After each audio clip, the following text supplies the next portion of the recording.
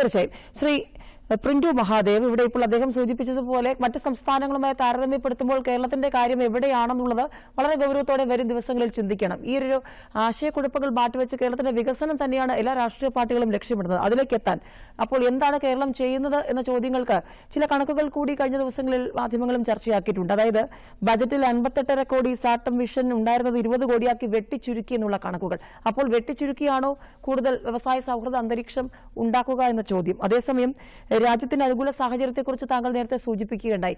കേന്ദ്ര ബജറ്റിൽ MSMEയിൽ ലോണിന്റെ ഒരു മാറ്റം 5 കോടിയിൽ നിന്ന് 10 കോടിയിലേക്ക് മാറ്റി കൊടുത്തത്, 10 കോടിയിൽ നിന്നും സ്റ്റാർട്ടപ്പിന്റെ ലോൺ 20 കോടിയിലേക്ക് മാറിയത്, മുദ്രാ ലോണിന്റെ പരിധി കൂട്ടിയത്, അത്തരം കാര്യങ്ങൾ കേന്ദ്ര സർക്കാർ ചെയ്യുന്നുണ്ട്. പക്ഷേ കേരളം അത് ഏത് രീതിയിൽ ഉപയോഗിക്കുന്നുണ്ട് എന്നുള്ളതാണ് ചില രാഷ്ട്രീയ പാർട്ടികൾ ഉയർത്തുന്ന വിമർശനം. കേരളം എങ്ങനെയാണ് ഇനി അത് ഉപയോഗിക്കേണ്ടത്?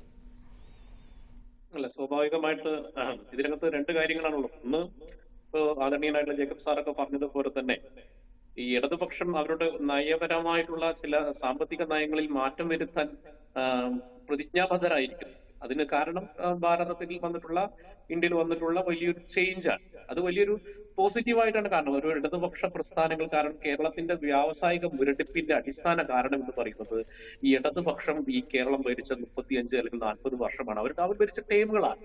ഇപ്പൊ പൊതുവെ വലതുപക്ഷത്തിന് സ്വാഭാവികമായിട്ട് വലതുപക്ഷം എന്ന് പറയുന്ന UDF സംവിധാനത്തിന് വ്യാവസായികമായിട്ടുള്ള ചില നിക്ഷേപങ്ങളോട് ഉമ്മൻചാണ്ടി സർക്കാരൊക്കെ നോക്കുന്ന സമയത്ത് ഒരു ഗ്ലോബൽ ഇൻവെസ്റ്റ്മെന്റ് മീറ്റ് അടക്കമുള്ള സംവിധാനങ്ങൾ തയ്യാറായിട്ടുണ്ട്. അത് നയപരമായിട്ടുള്ള ചില പ്രത്യയശാസ്ത്രത്തിന്റെ പ്രശ്നമാണ്. അപ്പൊ ഇടതുപക്ഷ പ്രസ്ഥാനങ്ങൾ ഇനി അവർക്ക് മാറി ചിന്തിച്ചേ പറ്റൂ.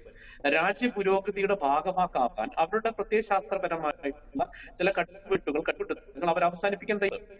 അത് കേരളത്തിലെ ജനങ്ങൾക്ക് വേണ്ടിയിട്ടുള്ള അവരുടെ ഒരു ജനങ്ങൾ ഇനിയും അത് തയ്യാറായില്ലെങ്കിൽ ആ പ്രസ്ഥാനത്തിന് അടക്കം കയറി. കാരണം കേരളം പോലെയുള്ള വലിയ സാധ്യത ഒരു സംസ്ഥാനത്തെ ഈ രീതിയിലേക്ക്